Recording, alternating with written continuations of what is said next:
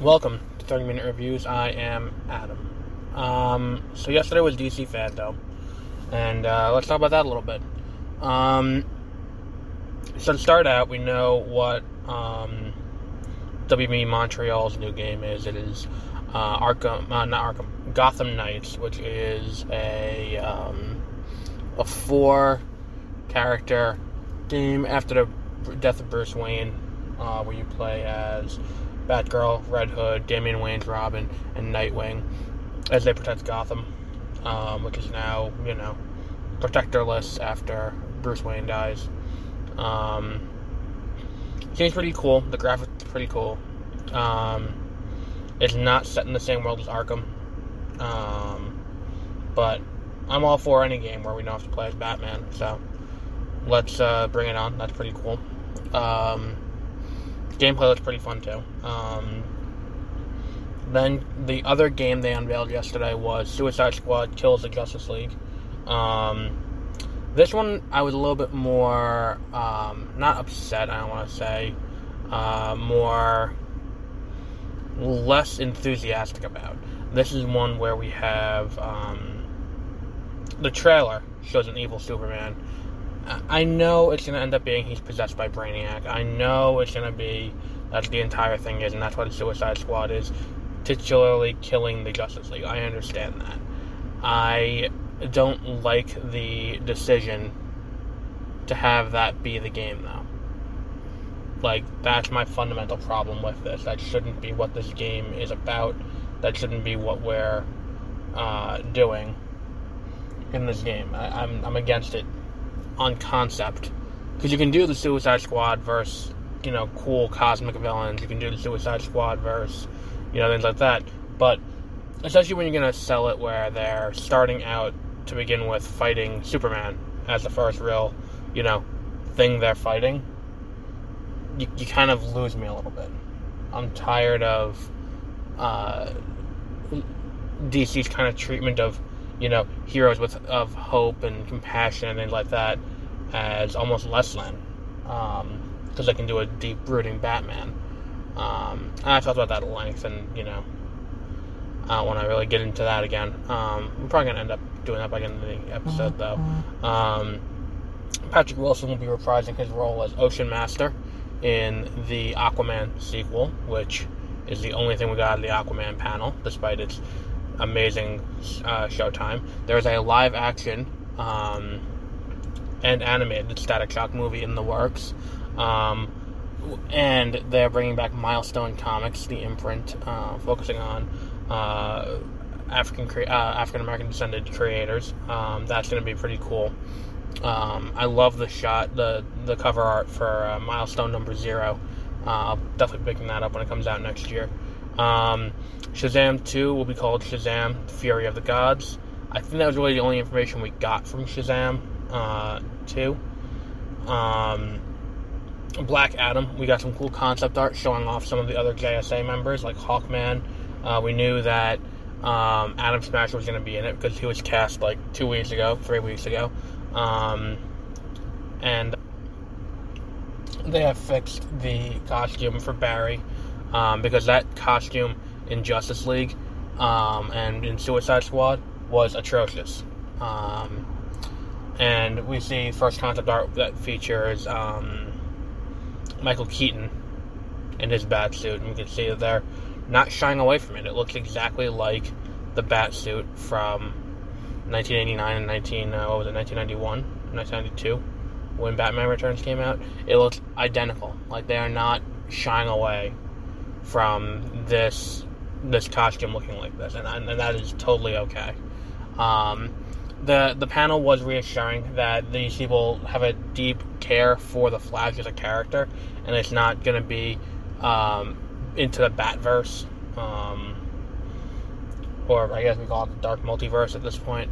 So that was cool. We got a little bit of TV news. We got a trailer for Season 7 of The Flash on CW. That's pretty cool. I like the, what's it called? I like the idea that they showed us this, because really what that trailer was mostly was just clips from the last 3 episodes that I think they started filming but didn't finish. That's why they couldn't release them. And they finished like 3 episodes before the finale, so that's just really all that is, clips from there, but we don't know who the true Season 7 villain is going to be yet. And I have a feeling they're not going to try and stretch out even McCullough to be a Season 7 villain beyond what we already have, and, wrapping up her storyline as they would have done ordinarily had the coronavirus not happened. Wrapped up her storyline normally in, at the end of Season 6. And there's some new footage in there. It's pretty cool. So that genuinely hyped me up for that to come back next January. What else was there? This is just a little side note. There's this cute little thing I saw. It was, what was it? It was,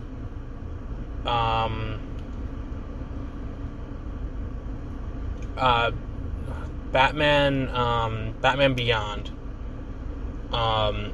doing like Mystery Science Theater 3000 on, Batman 66. And I would watch an entire series of that. It was so funny. And what else was there? I'm trying to hold off on the biggest reveals until the end. I think that's everything now. So let's talk about the Suicide Squad, which we got full cast listing for who's playing who. A few of them we already knew, and we know who. And there are a few characters we didn't know who they were playing, but now we do. We now know that Idris Elba is playing Bloodsport, the Superman villain. Totally cool with that. Love that idea. Peter Capaldi, who we didn't know who he was playing, he's playing the Thinker, which when I saw the picture of him in costume and I saw I saw that was who he was playing, I was like, I could not have come up with a better choice for who he should play. Like, there is no better choice for who Peter Capaldi should play than the Thinker, and I think that was just spot-on casting by James Gunn. And that was beautifully done. There were... it looks pretty cool. I like the new Harley Quinn costume. I can't wait for a full trailer to come. But this movie is going to be big, and I think this movie already, from what we've seen, looks to be a lot better than the first Suicide Squad movie we got, because it seems like they're letting Gunn go all in with what he wants to do, which Marvel let him do that, and we got Guardians of the Galaxy and Guardians of the Galaxy Volume 2, and that worked out very well, so this can work out. I have a feeling this will work out very well, too. Now, another thing worth noting is we still don't know who Taika Waititi is playing. We know he's in the movie, we just don't know who he's playing. And when they were showing the footage, there are 2 characters who we do not have voice actors for, but could be, but could be him. Number 1's the bad guy in the movie, and the bad guy is not Enchantress this time, or the Joker, which it should have been last time. This time, the villain is Star of the Conqueror, which, perfect choice for a villain in this movie. Then on top of that, not only do we have Star of the Conqueror, but we also have King Shark is going to be in the movie. King Shark doesn't have a, doesn't have an actor attached to him in the trailer. I think that he's going to be playing King Shark because, like, the picture they showed kind of looks like Taika Waititi's mannerisms and, like, the way you imagine him acting. Like, when you look at the way that he's kind of like waving at the camera, kind of just smiling, like, that seems like I could see that being him. The way he played Korg, and the way he is in other movies, I could see that being him. That kind of looks like it could be that. Then there was, I think that's it for Suicide Squad. Some behind the scenes footage. Looks like all the costumes are practical to the degree they can be. Like, King Shark obviously can't, but to the degree they can be, the costumes are mostly practical, which is pretty cool. It doesn't look like they rely too heavily on CGI. Then again, the bad guy is Star of the Conqueror, so they will have to eventually rely on CGI. What else was there? So that was Suicide Squad. Let's talk about the Batman trailer. The Batman trailer is,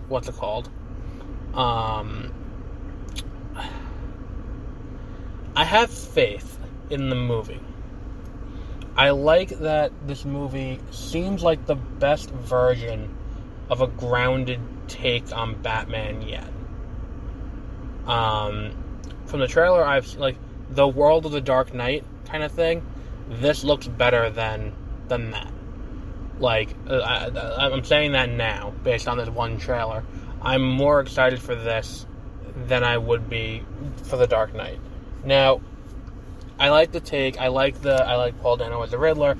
I like that it's really going to give birth to its own little universe. And we knew that from what Walter Hamada said about how. I completely forgot about all that. He said that the world of the Batman is going to be standalone from the Joker, and it's going to be standalone from the DC Extended Universe movies like Flashpoint and all that. It will not be folded in post Flashpoint. It's going to be its own standalone thing, and I like that idea. I really do. And here's the thing though. Every time you see people like, oh, Batman's inherently not a kid's character, and there's a lot of that, because there are people like, look, can we just get a Batman movie that you can watch with kids? Like, I get that Batman has gothic horror, but like, and like, it can get dark at times. It deals with how people deal with trauma and, you know, and all of that, but, and I get that.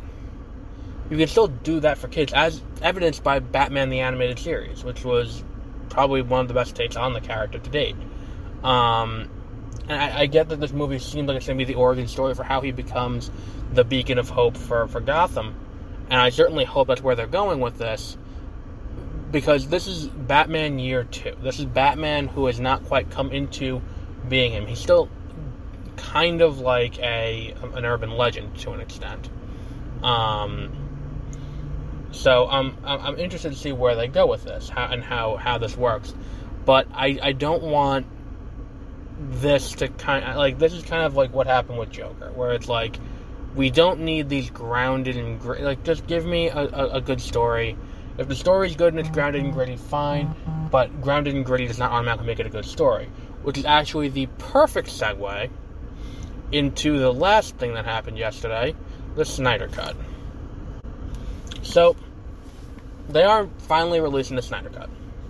And they announced yesterday that it was going... First of all, they announced weeks ago they were going to debut the first official trailer for the Snyder Cut yesterday at DC FanDome. And they did. They debuted the trailer. It went on HBO Max and a few other things. Now, HBO Max screwed up and put the trailer up too early. So it circulated online early. This led to people watching the trailer before it came out. They quickly pulled it once they realized what they did, but you can't put the genie back into the bottle, you know the old saying. So, all of that kind of happened. This is kind of, the context for what's happening here. Now, had that not happened, and had all of this kind of, happened as is, this should have been a day of kind of like a victory lap for Zack Snyder. This should have been a day where he can show some humility, where he could, I don't want to say some humility like that. I want to say, he has the opportunity here to be like, look, we made the movie I intended to make. Here is the first look at it. Enjoy. I'm so grateful to the fans for helping me out here, and all of that. Now the trailer comes out. I didn't watch the trailer until it was officially released, not because of any deep-seated respect for the sanctity of the release time or anything like that, which apparently is a thing people should have now, based on the widespread response to people looking at this trailer early. I just didn't, because I didn't care enough to seek this trailer out early. If there's information, if there's something that I could seek out early and it's something I care about, then yeah, I'll do it. But the Snyder Cut's something that, at the end of the day, never really struck me as something that can vastly change how good the movie is. Because I know what I'm getting. I don't like his directorial style to begin with, so I don't think that, a 4-hour miniseries version of Justice League is going to make that movie too much better. And so we get this, so Scott Mendelson, the reviewer at Forbes, who I have many things I disagree with this man on.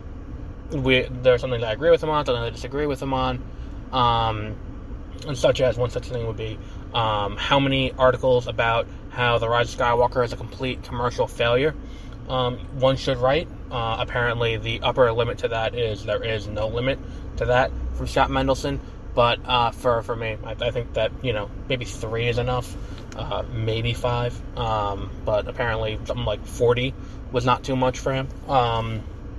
You get the freelance money from Forbes, do whatever you want. But here's the problem. What he said about the trailer was that he said, I saw the trailer, and it doesn't look too different from the marketing materials for the theatrical cut, or from what we got in the theatrical cut, which is a valid opinion to have. Because before seeing it, if you had seen it early, that is a completely valid opinion to have. Zack handled this like an adult. Zack quote tweeted Scott Mendelson and said, I don't have the exact wording of the tweet on me right now, but he said, this movie's for adults. You like your Saturday morning cartoon movies, you like the theatrical. So, you stick with that. Maybe this movie's for adults, and maybe, you shouldn't comment on a trailer that isn't out yet. And, this is Zack Snyder's thing, is that if you don't like and the thing is, too, he kind of stokes this within his fan base. If you don't like this movie, then you are a child. You're not mature enough to handle this movie. That's the message he sends. And the reason why is because then you can write off anyone who doesn't like your movie as too stupid to not like it. It's that same pseudo-intellectual bullshit that started with, Man of Steel to an extent, but then really got doubled down on with Batman v Superman. And it's they're just too stupid to understand it. Like the Martha moment, too stupid to understand it. No, it's a dumb moment.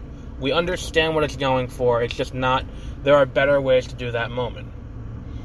And it would have worked better, and it wouldn't have been as funny, unintentionally funny.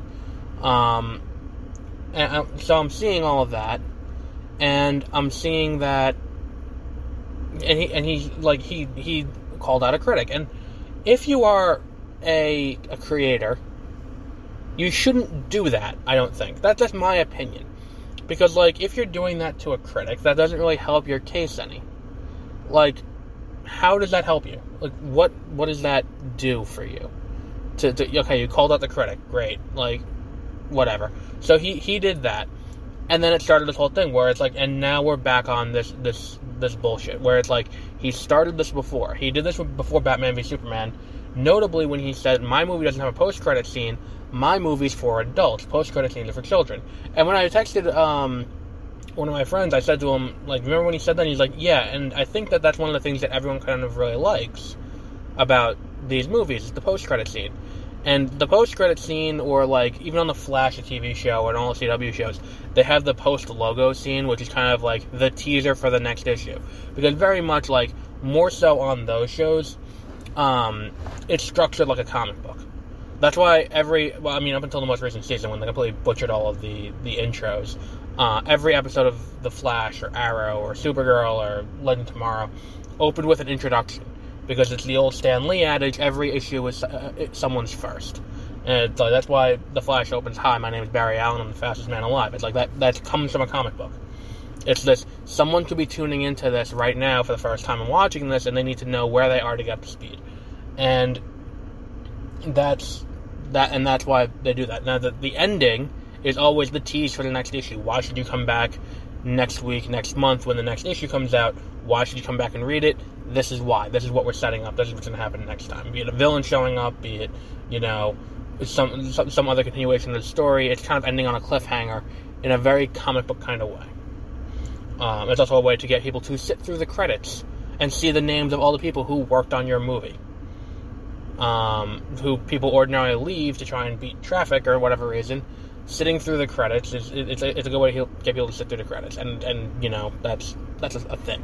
So that happened. He said that's for children. We don't do that in real movies, and then proceeded to put a scene in the middle of his movie, breaking up an action sequence of Wonder Woman looking at clips of security footage and other things like that of the other Justice League members, and it's what the hell? Why? Why did you do, like, that's functionally a post-credit scene. If you put that after the credits, that would have worked a lot better. If you did that, like, or like the communion scene, too, which they released online, like, a month after release, which was, like, the scene of Lex Luthor interacting with Steppenwolf and seeing the mother boxes, which is clearly a setup for Justice League. And that scene is tacked on, you know, and that functions the same way as a post-credit scene. But it was released online, so it's not the same thing. But it's this whole thing where it's like, my movies are not for children, my movies are for adults, they're smart movies. And there's a C.S. Lewis quote circulating, like, that, like, there's nothing wrong with liking childish things. It's, you know, it's like that. And I saw someone else say that, like, look, it's just insecurity for people who were mocked for liking childish things, and, like, no, I'm doing it seriously. And I see that a lot more kind of with DC than with Marvel, and I'm not entirely sure why that is or what the correlation is. So that all kind of, you know, happened before the panel. Then the panel happens, and the panel has quite a few things that I'm like, what the fuck? For starters, they brought out this girl, Fiona, who has used a lot of racial slurs online, kind of spearheaded the release of Snyder Cut thing, and is the face of people who were harassing people online for the Snyder Cut. It's kind of like the face of the person who, it's like if we brought up Gavin McInnes, and it's like if we were like, we're going to bring up the leader of a small group of people who are going to stand up for your rights. He has never, like, we do not invoke violence, and here's Gavin McInnes to talk about it. It's like, no, what the fuck? Like, no. So I bring this girl up. They bring in Patty Jenkins, and that was the point where I was just like, what the fuck? Why? Because for years, literal years, since Wonder Woman came out, the Snyder Cut fans have been harassing and discrediting her work, saying that she's part of the cabal who went against Snyder, calling her a snake, calling her all kinds of names online. And part of it might be because she's a woman, part of it might be because she didn't do what Zack Snyder wanted. And either way, it's still bullshit. Why are we bringing her up on stage into this panel to be like, look at her, like she supports this? Like, that's majorly messed up.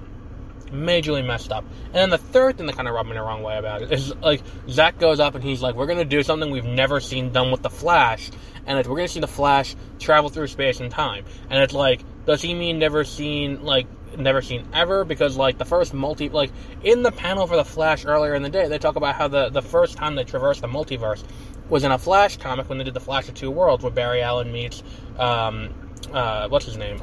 Jay Garrick. And then it's like, okay, are they talking about when he's traveled through time never before? Because, like, he went to the 30th century, he interacted with the Legion of Superheroes, Flashpoint, like, the fucking movie they're doing, Flashpoint, like, oh, we've never seen this happen before. And then it's like, oh, talking about we've never seen it, like, not in a comic book, in which case there's a Flashpoint movie. It's like, I'm talking about never seen it in live action. Because we've seen it in live action, because, like, the Flash on the CW handles time travel reasonably regularly, too. And like, it's like, it kind of just feels like he's got a complete and utter narcissistic disregard for anything that doesn't have his name on it. And I think that's what the core problem is that if it doesn't have Zack Snyder's name on it, Zack Snyder doesn't care about it. And it's like, it might as well have not happened. And that's the thing. I made a snide comment about it, and it's like, and everyone's like, well, the CGI will be better. And I'm like, yeah, no shit. I hope the CGI is better. Because this is a 4-hour miniseries, which, by the way, is not the theatrical cut that Zack Snyder was going for, because if it was, it would not be 4 hours long. And if he brought a 4-hour theatrical cut to Warner Brothers, then that explains why they wanted him off the project. In what world are they going to release a 4-hour cut of a movie? They're putting it out in 4-hour-long parts on HBO Max. Like, what the fuck? And then it's like, they, I forgot what I was going to say. But, so that all happens, and they release a trailer. And Scott Mendelson was right, it turns out. There is no footage in this that is any different from the marketing materials that we saw originally in, what was that movie? For Justice League.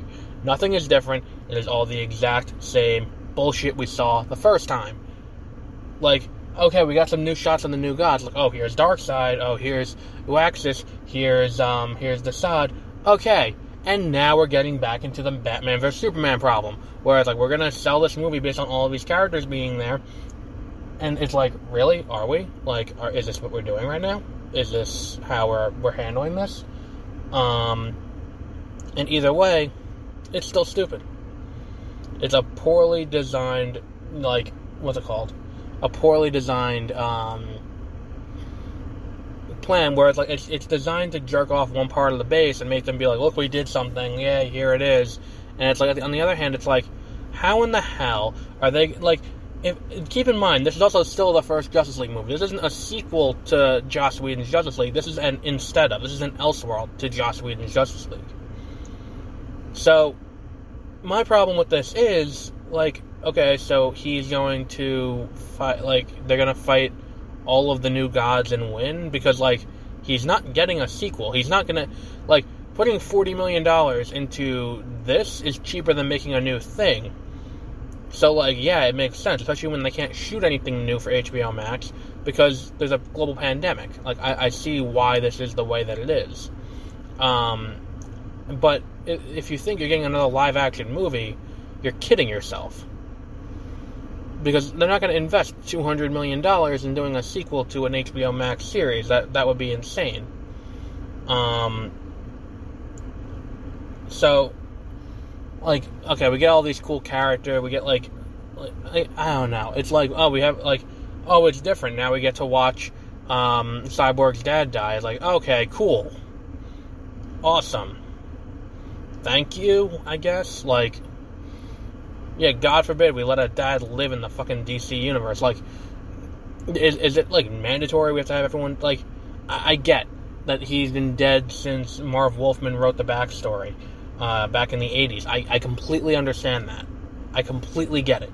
But this is not a one-for-one adaptation of any one story. This is Zack Snyder's Justice League. He can do whatever he wants. They could have left him alive if they wanted to. But instead, we get this moment that's very clearly mirroring Man of Steel, and I would say mirroring, but it's kind of the exact same moment. And it serves the same purpose in the story. It's not an homage. It's kind of like how when you watch The Rise of Skywalker, there's that moment at the, what's it called? There's that moment at the end of the, when Rey goes to, what's it called? When Rey goes back to Ahch-To, and meets with Luke, and Luke from beyond lifts the lifts the X-Wing out of the water, and it's like, great, it's a callback to Empire Strikes Back, where he, tried and then gave up immediately, and now here he is showing off how strong he is, that he can do it from the beginning. And number one, that was a misinterpretation of Empire Strikes Back, because the point is that he could do it, he just gave up too easily. And then that way, when he, at the end, when he loses his arm, that should have discouraged him, but it doesn't, and he continues on to do what he was going to do. Number one. Number two, like, who is that for? It's not for Rey, because Rey didn't see him do it the first time. It's for the audience, and that's what this is. This is not for anyone but the target audience, which is fans of Zack Snyder. And then on top of it, he used Hallelujah for the fucking song. I am tired of that song being in everything. Oh my god. Is there a more overused song in the history of, like, humanity? Like, why? And the thing is, too, if you're Zack Snyder, and you already get, like, ripped into in 2009 for your use of that song over a sex scene in Watchmen, and it's like, you know what, let me do it again. I got this now. It's like, what the fuck? And it's not even like the song relates to the plot of the story, like, because we know functionally what the plot of this movie is going to be, unless he's, like, got enough footage where he can fold in part 2 into the movie. Like, how much of the fucking nightmare sequence did he shoot between Batman v Superman and what's it called? What was the other one? Justice League. How much of that did he actually shoot? Because, like, oh, great, now we can do that. And it's like, I don't know. I'm just so tired. Can we just get this, like, I wish we just rip this Band-Aid off and be done with it. I'm gonna be completely honest. I just, like, because, like, based on what I've seen, now that I can say I've seen part of, Zack Snyder's Justice League, because I've seen the trailer, it doesn't look too different from, the theatrical. And I'll be happily wrong. Hopefully this movie's good. Hopefully it's better than the theatrical version. Because the theatrical version has some high points, has some moments that could have been better, and has a lot of low points. And hopefully this version's better. I want this version to be better. I'm not going to say outright that it is, though, because we don't have any evidence to support that. We just have evidence that it's the exact same thing, just with alternate cuts and with deleted scenes added back in. Because that movie was already like 2.5 hours long, so they're really only adding in an hour and a half footage, which could just be extended backstory for, like, Cyborg. Because, like, if they told me that an hour and a half of just Cyborg and Apocalypse, I'd be like, alright, that makes sense. So we'll wrap up there for today. We'll have another new episode tomorrow. It probably won't be up at 8 a.m. like normal. I will, be recording it after work. So we'll have that tomorrow at some point. Until then, have a great rest of your week. And we'll be back with, I'll come up with something for tomorrow morning, for tomorrow afternoon, and then Tuesday, Wednesday, Thursday. And we'll see. So have a great rest of your week.